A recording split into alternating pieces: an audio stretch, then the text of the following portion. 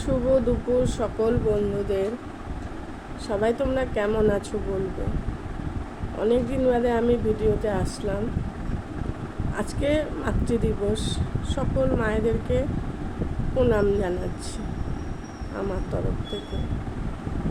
কিন্তু আমার মনে হয় মাতৃদিবস একদিন নয়, মাতৃদিবস একটা মা শুরু যবে থেকে একটা বাচ্চার জন্ম দেয় সে তবে থেকে তার আমৃত্যু পর্যন্ত। তাই একদিন হয়তো সরকারিভাবে ডিক্লেয়ার হলেও মাতৃদিবস আমাদের কাছে আমাদের মা প্রতিদিনের ভালোবাসা, প্রতিদিনের সম্মান, প্রতিদিনের আবেগ, প্রতিদিনের ঝগড়া সাথে আছে, আবার অভিমান। একটা ছোটোবেলা একটা কবিতা পড়েছিলাম আমি, একটু হালকা মনে আছে। মা কথাটি ছোট্টটি কিন্তু যেন ভাই, ইহার চেয়ে নাম যে মধুর তিন ভুবনে নাই। সত্যি মা কথাটা একদম ছোট্ট, কিন্তু তার বিস্তার সারা পৃথিবী জুড়ে। মায়ের কোনো বিকল্প নেই। তাই আর আমার ঠাকুমা একটা কথা বলতো, তোমাদের সঙ্গে সেটাও শেয়ার করছি আজকে, শুনবে তোমরা আমার কথাগুলো আজকে।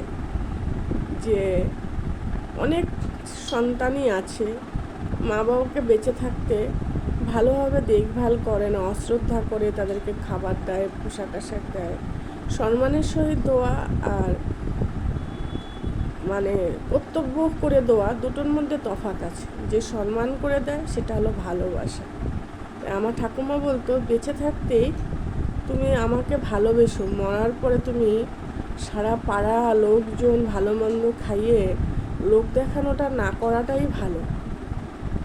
বা চিতার উপরে আগে যে মঠ বানাতো সেই মঠও করে লাভ নেই। তাই বেঁচে থাকতেই তুমি আমাকে ভালোবেসো এবং আমাকে ভালো রেখো তোমার সাধ্য মতো যতটুকু।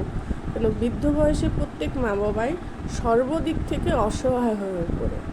তাই আমরা চেষ্টা করব বৃদ্ধ বয়সী হোক আর অল্প বয়সী মা বাবাই হোক, প্রত্যেকে যেন আমরা মা বাবাকে সম্মানের সহিত তাদেরকে বাঁচিয়ে রাখতে পারি যতদিন পারি আমাদের সাধ্য মতো।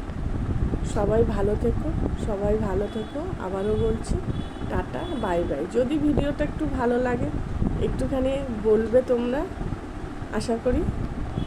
টাটা, ঠিক আছে।